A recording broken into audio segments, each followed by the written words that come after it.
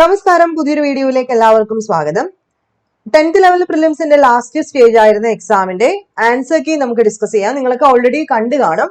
അപ്പൊ cut off ചോദിക്കുന്നവരോട് പറയാനുള്ളത്, നിങ്ങൾ ഇതുവരെയുള്ള എല്ലാ സ്റ്റേജ് ആയിക്കോട്ടെ, ഏത് സ്റ്റേജ് എഴുതിയവരാണെങ്കിലും ഒരു 60 to 70 റേഞ്ചിനകത്ത് മാർക്ക് വാങ്ങിച്ചിട്ടുള്ളവര് ഒട്ടും സമയം കളയാനില്ലാതെ നിങ്ങൾ പഠിച്ചു തുടങ്ങാം. ഇപ്പൊ ഈ ഒരു എക്സാമിനെ സംബന്ധിച്ച് മാത്സ് നല്ല ടഫ് ആയിരുന്നു. അതായത് മറ്റ് എക്സാംസിനെ കമ്പയർ ചെയ്യുമ്പോൾ മാത്സും സയൻസ് ചോദ്യങ്ങളും ഒരുവിധം ടഫായിട്ട് തന്നെ സ്റ്റാൻഡേർഡ് ചോദ്യങ്ങളാണ് ചോദിച്ചിട്ടുള്ളത്. സമയമൊക്കെ അഡ്ജസ്റ്റ് ചെയ്യാൻ ബുദ്ധിമുട്ടായിരിക്കും. മാത്സ് ഒക്കെ ചെയ്തെടുക്കാനായിട്ട് കുറച്ച് സമയം നഷ്ടം എല്ലാവർക്കും വരും. ബാക്കി GK പോർഷൻസ് കമ്പാരറ്റീവ്ലി ഈസി ആയിട്ടുള്ള ഒരു ചോദ്യമായിട്ടാണ് എനിക്ക് തോന്നിയത്. ഇനി നിങ്ങൾക്ക് എന്താണ് തോന്നിയത് താഴെ ഒന്ന് കമന്റ് ചെയ്യുക. അപ്പൊ ആരൊക്കെ പഠിച്ചു തുടങ്ങണം എന്ന് ചോദിച്ചു കഴിഞ്ഞാൽ ഒരു 60 റേഞ്ച് തൊട്ട് ഒരു 70 റേഞ്ച് വരെ ഈ സ്റ്റേജുകളെല്ലാം എഴുതിയവര് 60+ സ്കോർ ചെയ്തവരെല്ലാം പഠിച്ചു തുടങ്ങാം. നമുക്കൊരു നഷ്ടവും വരില്ല. ഞാൻ എല്ലാ വീഡിയോയിലും പറയുന്നതാണ്, പഠിക്കുന്നതുകൊണ്ട് നമുക്കൊരു നഷ്ടം ഉണ്ടാവില്ല. 60 മാർക്ക് എന്ന് പറയുന്നത് അത്ര മോശമല്ലാത്തൊരു മാർക്കാണ്. കുറെ പേര് എല്ലാവരും ഈ കമന്റ് സെക്ഷൻ നോക്കുന്ന സമയത്ത് എല്ലാവരും 84, 90, 78 എന്നൊക്കെ കാണുമ്പോൾ പലർക്കും സംശയമാണ്, അയ്യോ എനിക്ക് 67 ഉള്ളല്ലോ, 66 ഉള്ളല്ലോ, അപ്പൊ ഞാൻ പഠിക്കണോ? ഏത് സ്റ്റേജ് എടുത്ത് വെച്ച് നോക്കിയാലും നമ്മൾ ആദ്യം കമന്റ്സിലേക്കാണ് പോകുന്നത്. അപ്പൊ അങ്ങനത്തെ ടെൻഷൻസ് ഒക്കെ ഒഴിവാക്കി പഠിക്കാനിരിക്കുകയാണെന്നുണ്ടെങ്കിൽ നിങ്ങൾ ധൈര്യമായിട്ട് പഠിച്ചു തുടങ്ങാം. പിന്നെ നമുക്ക് നോക്കാം. റിസൾട്ട് ഒക്കെ വെയിറ്റ് ചെയ്തിരുന്നിട്ട് പഠിക്കാനിരിക്കുവാണെന്നുണ്ടെങ്കിൽ നിലവിലത്തെ ഡിഗ്രി പ്രിലിംസിന്റെ റിസൾട്ട് ഇതുവരെ വന്നിട്ടില്ല. അപ്പൊ അതേ ഒരു അവസ്ഥയിലേക്ക് പോകും. റിസൾട്ട് ഒക്കെ അതിന്റെ വഴിക്ക് വരട്ടെ. എക്സാം എന്തായാലും എഴുതി മെയിൻസ് എഴുതാൻ താല്പര്യം ഉണ്ടെങ്കിൽ പഠിച്ചു തുടങ്ങാം. നമുക്ക് നോക്കാം. ക്വസ്റ്റ്യൻ നമ്പർ 1, ഇന്ത്യയുടെ മിസൈൽ മാൻ എന്നറിയപ്പെടുന്നത് എല്ലാവർക്കും അറിയാം ഡോക്ടർ APJ അബ്ദുൽ കലാം. ഇന്ത്യയുടെ ചന്ദ്രയാൻ 3 പേടകം ചന്ദ്രന്റെ ഏത് ഭാഗത്താണ് സോഫ്റ്റ് ലാൻഡിംഗ് നടത്തിയത്? ഓപ്ഷൻ ബി ആണ്, ദക്ഷിണ ധ്രുവത്തിലാണ്. ഇന്ത്യയുടെ ദേശീയ ഗാനമായ ജനഗണമന രചിച്ചത് ആരാണ്?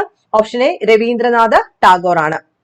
പ്രസിദ്ധമായ സൂര്യക്ഷേത്രം സ്ഥിതി ചെയ്യുന്നത് എവിടെയാണ്? ഓപ്ഷൻ ഡി ആണ്, കൊണാർക്ക്. ഇന്ത്യയിലെ ഏറ്റവും വലിയ സാംസ്കാരിക ഉത്സവങ്ങളിൽ ഒന്നായ ഹോൺബിൽ ഫെസ്റ്റിവൽ ആഘോഷിക്കുന്നത് ഏത് സംസ്ഥാനത്താണ്? Option B Nagaland. ഇന്ത്യയിലെ നിലവിലത്തെ രാഷ്ട്രപതി ആരാണ്? ഈസി ചോദ്യമല്ലേ, ശ്രീമതി ദ്രൗപദി മുർമു. ഇന്ത്യൻ സംസ്ഥാനങ്ങളിൽ മുഖ്യമന്ത്രിമാരാകാനുള്ള കുറഞ്ഞ പ്രായപരിധി എത്രയാണ്? 25 വയസ്സ്. നിലവിൽ GST കൗൺസിലിന്റെ അധ്യക്ഷൻ ആരാണെന്നാണ് ചോദ്യം. ഓപ്ഷൻ ബി ആണ്, കേന്ദ്ര ധനകാര്യമന്ത്രി. ആദ്യമായി ജ്ഞാനപീഠ പുരസ്കാരം നേടിയ മലയാളി എഴുത്തുകാരനാണ്? Option C, G Sankara Kurup. ക്രിക്കറ്റിൽ 100 അന്താരാഷ്ട്ര സെഞ്ചുറികൾ തികച്ച താരം ആരാണ്? ഓപ്ഷൻ ഡി ആണ്, സച്ചിൻ ടെണ്ടുൽക്കർ. ഇന്ത്യയിലെ ഏറ്റവും നീളം കൂടിയ ദേശീയ പാതയാണ്? Option C, NH44. കേരളത്തിലെ വിവിധ മേഖലകളിൽ നിക്ഷേപം ആകർഷിക്കുക എന്ന ഉദ്ദേശത്തോടെ 2025 ഫെബ്രുവരിയിൽ കൊച്ചിയിൽ നടന്ന ഉച്ചകോടി ഏതാണ്? ഓപ്ഷൻ സി ആണ്, invest Kerala global summit. Nepal, Bhutan, China എന്നീ അയൽ രാജ്യങ്ങളുമായി അതിർത്തി പങ്കിടുന്ന ഇന്ത്യൻ സംസ്ഥാനമാണ്? ഓപ്ഷൻ ബി ആണ്, സിക്കിം. 14, വില്ലുവണ്ടി സമരത്തിന് നേതൃത്വം നൽകിയ സാമൂഹ്യ പരിഷ്കർത്താവ്? Option A, Ayyankali. ഇന്ത്യയിൽ ഏറ്റവും കുറവ് അതിർത്തി പങ്കിടുന്ന അയൽ രാജ്യമാണ്? Option C, Afghanistan. 16, കേരള തീരത്ത് പ്രധാനമായിട്ടും ചവറയിലെ, കൊല്ലം ജില്ലയിലെ ചവറയിൽ കാണപ്പെടുന്ന അറ്റോമിക ധാതു ഏതാണ്? Option D, thorium. ബംഗാൾ ഉൾക്കടലിനോട് ചേർന്നുള്ള ഇന്ത്യയുടെ തീരപ്രദേശം ഏത് പേരിലാണ് അറിയപ്പെടുന്നത്? ഓപ്ഷൻ സി, കോറോമാണ്ടൽ തീരം. വിന്ധ്യ സത്പുര മലനിരകൾക്കിടയിലൂടെ ഒഴുകുന്ന നദി ഏതാണെന്ന് ചോദ്യം. Option B, Narmada. ഉത്തരായന രേഖ കടന്നു പോകുന്ന ഇന്ത്യൻ സംസ്ഥാനമാണ്? Option B, Gujarat. കേരളത്തിലെ രണ്ടാമത്തെ ഏറ്റവും ഉയരം കൂടിയ കൊടുമുടിയായ അഗസ്ത്യാർകൂടം ഏത് വന്യജീവി സങ്കേതത്തിൽ സ്ഥിതി ചെയ്യുന്നു? ഓപ്ഷൻ സി ആണ്, നെയ്യാർ വന്യജീവി സങ്കേതം. ബ്രിട്ടീഷുകാർ നടപ്പിലാക്കിയ പ്രത്യേക നിയോജക മണ്ഡലം എന്ന ആശയത്തെക്കുറിച്ചുള്ള ശരിയായ പ്രസ്താവനകൾ ഏതൊക്കെയാണ് എന്ന് ചോദിച്ചിട്ടുണ്ട്. ആൻസർ വരുന്ന ഓപ്ഷൻ സി ആണ്. ഭിന്നിപ്പിച്ച് ഭരിക്കുക എന്ന ബ്രിട്ടീഷ് ശ്രമത്തിന്റെ ഭാഗമായാണ് പ്രത്യേക നിയോജക മണ്ഡലം എന്ന ആശയം നടപ്പിലാക്കിയത്.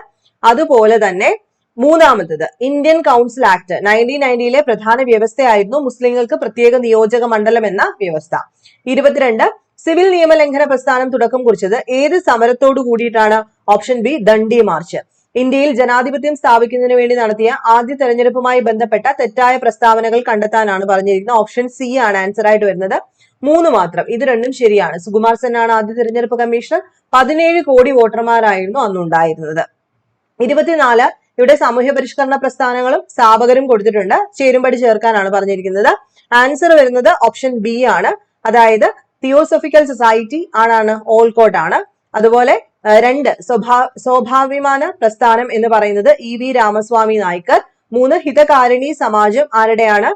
ഓപ്ഷൻ 2, വീരേശലിംഗം പദലു. പ്രാർത്ഥനാ സമാജം ആത്മറ പാണ്ഡുരംഗ്. 25, 1917 ഗാന്ധിജി ആരെ പിന്തുണയ്ക്കുന്നതിന് വേണ്ടിയാണ് ഗുജറാത്തിൽ ഖേദ സത്യാഗ്രഹം സംഘടിപ്പിച്ചത്? ആൻസർ ഓപ്ഷൻ സി ആണ്, കർഷകരെ. 26 ഭാഷാടിസ്ഥാനത്തിൽ സംസ്ഥാന രൂപീകരണവുമായി ബന്ധപ്പെട്ട് രൂപീകരിച്ച സംസ്ഥാന പുനഃസംഘടനാ കമ്മീഷനിലെ അംഗങ്ങൾ ആരായിരുന്നു? എല്ലാവർക്കും അറിയാലോ, ഓപ്ഷൻ ഡി ആണ് എല്ലാം. Fazal Ali, Sardar K M Panikkar, HN Kunzru.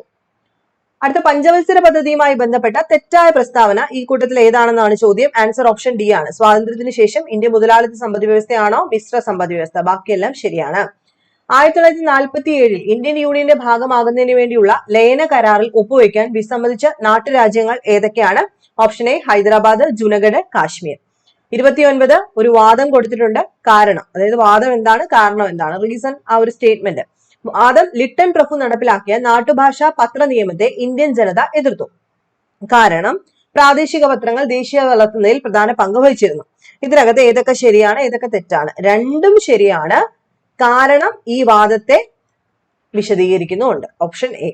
India വിഭജനത്തെ സംബന്ധിച്ച ശരിയായ പ്രസ്താവനകൾ ഏതൊക്കെയാണ് ശരി എന്നാണ് ചോദ്യം. ഓപ്ഷൻ എ ആണ്. അതായത് ദ്വിരാഷ്ട്ര സിദ്ധാന്തമാണ് ഇന്ത്യ വിഭജനത്തിലേക്ക് നയിച്ചത്. പാകിസ്ഥാൻ 2 പ്രദേശങ്ങളായാണ് രൂപം കൊണ്ടത്. അടുത്ത 31 2025 ഇന്ത്യയിലെ മികച്ച ബ്ലോക്ക് പഞ്ചായത്തിനുള്ള നാനാജി ദേശ്മുഖ് സർവോത്തം പഞ്ചായത്ത് സതത് വികാസ് പുരസ്കാരം നേടിയ ബ്ലോക്ക് പഞ്ചായത്താണ് ഓപ്ഷൻ സി ഹരിപ്പാട്. ഇന്ത്യയിലെ ഇപ്പോഴത്തെ മുഖ്യ തെരഞ്ഞെടുപ്പ് കമ്മീഷണർ ആരാണ്? ഓപ്ഷൻ ബി ആണ്, ജ്ഞാനേഷ് കുമാർ. 33 2026 ഏഷ്യൻ ഗെയിംസിന് വേദിയാകുന്നത് ഓപ്ഷൻ സി ആണ്, ജപ്പാൻ. കേരള മോട്ടോർ വാഹന വകുപ്പിന്റെ ഔദ്യോഗിക ചിഹ്നം ഏതാണ്?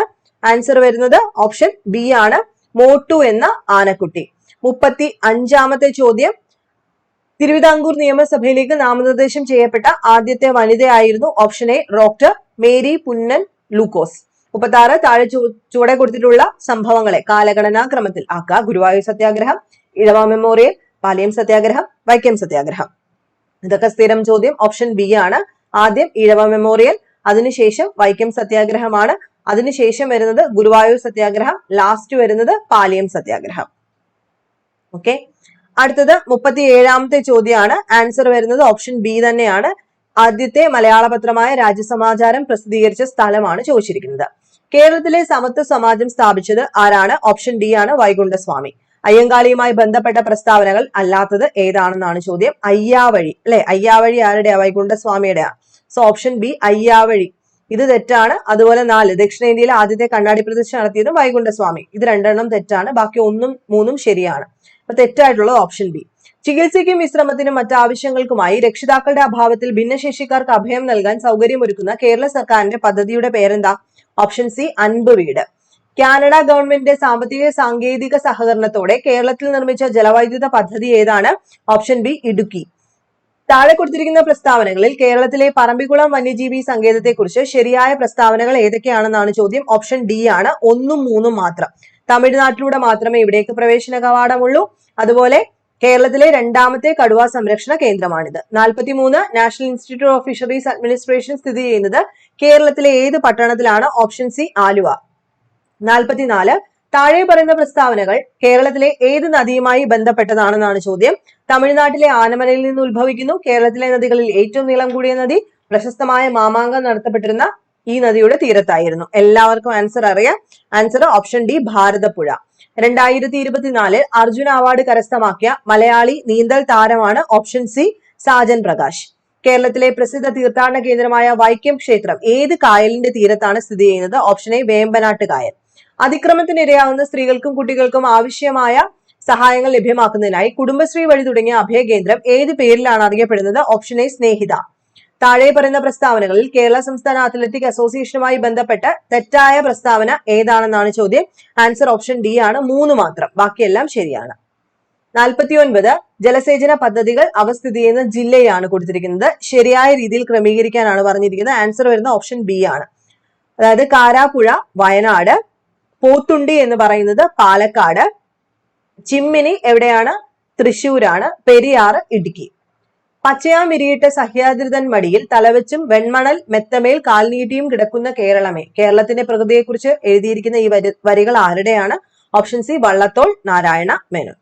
അടുത്ത 51 തൊട്ടുള്ള ചോദ്യങ്ങളാണ്. 51 മലബാർ ഗോഖലെ എന്ന പേരിൽ അറിയപ്പെട്ടത് ഈ കൂട്ടത്തിൽ ആരാണ്? ഓപ്ഷൻ ബി മങ്കട കൃഷ്ണവർമ്മ രാജ.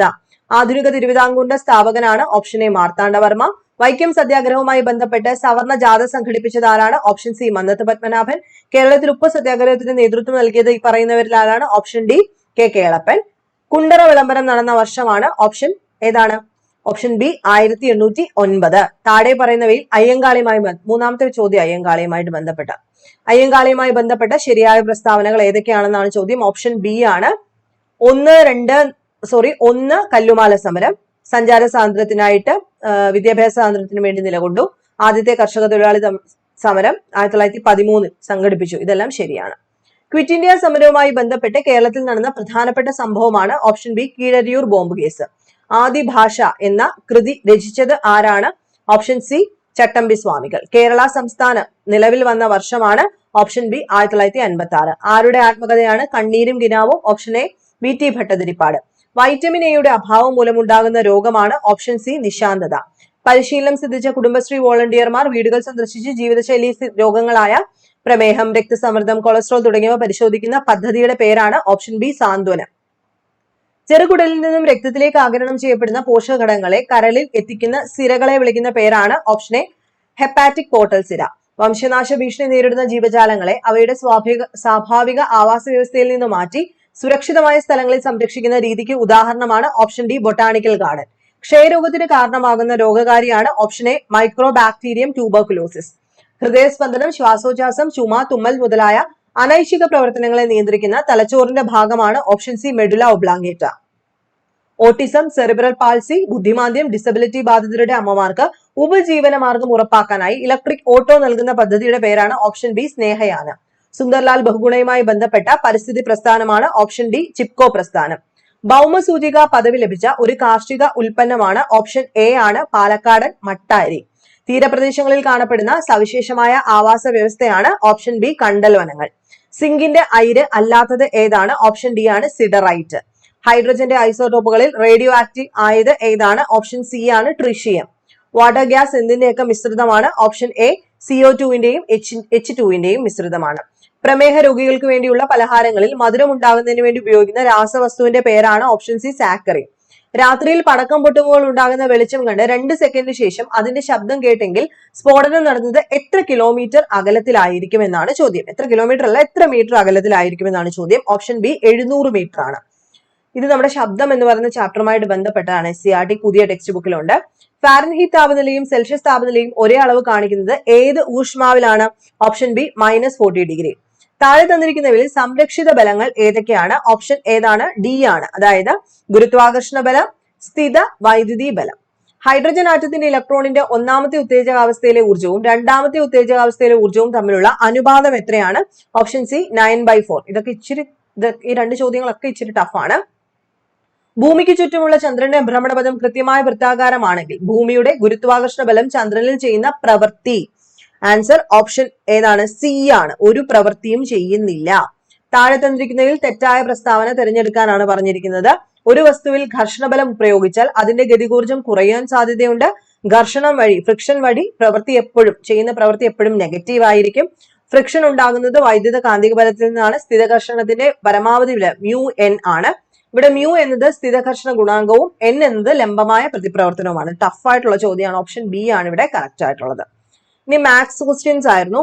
മാത്സിന്റെ ക്വസ്റ്റ്യൻസിന്റെ ആൻസർ മാത്രം പറയാം. 81 ഓപ്ഷൻ എ, 82 ഓപ്ഷൻ ഡി ആണ്, 83 option C, 84 option D, 85 option A, 86 option B, 87 option C, 88 option C, 89 option D, 90 option B, 91 option A, 92 option A, 93 option B, 94 option A, 95 option D, 96 option A, 97 option B, 98 option D, 99 option C, 100 option B. അപ്പൊ ഞാൻ പറഞ്ഞത് ഒന്നും കൂടെ repeat ചെയ്ത് പറയുന്നു. 60 to 70 ഏത് സ്റ്റേജും വാങ്ങിച്ചവര് കൃത്യമായിട്ട് വൃത്തിയായിട്ട് തന്നെ പഠിച്ചു തുടങ്ങാം. 55 ഉള്ളവരും ഒരുവിധം നിങ്ങൾക്ക് കോൺഫിഡൻസ് ഉണ്ടെങ്കിൽ പഠിക്കാൻ തന്നെയാണ് പറയുന്നത്. ഉറപ്പായിട്ടും പഠിച്ചു തുടങ്ങുന്നവർ 60, 70, 55 ഒക്കെ ഉള്ളവർ പഠിക്കണ്ട എന്നല്ല. നിങ്ങൾക്കും മനസ്സുണ്ടെങ്കിൽ, നിങ്ങൾക്ക് കോൺഫിഡൻസ് ഉണ്ടെങ്കിൽ നിങ്ങളും പഠിക്കണമെന്ന് തന്നെയാണ് പറയുന്നത്. പിന്നെ ഞാൻ ഈ 50 എങ്ങാനും പറഞ്ഞിട്ട് നിങ്ങൾക്കറിയാം സോഷ്യൽ മീഡിയ ആണ്, എല്ലാവരും വഴക്കൊക്കെ പറയും. അതുകൊണ്ട് ഞാൻ കൂടുതൽ 50-ലോട്ടും 55-ലോട്ടും ഒന്നും പോവാത്തതാണ്. 60 to 70 ഉള്ളവരെ ഉറപ്പായിട്ട് പഠിച്ചു തുടങ്ങുക, നഷ്ടം വരില്ല. അപ്പൊ നെക്സ്റ്റ് വീഡിയോയിൽ കാണാം. മെയിൻസിന് എത്രയും പെട്ടെന്ന് പഠിച്ചു തുടങ്ങാം കേട്ടോ. നെക്സ്റ്റ് വീഡിയോയിൽ കാണാം. ബൈ.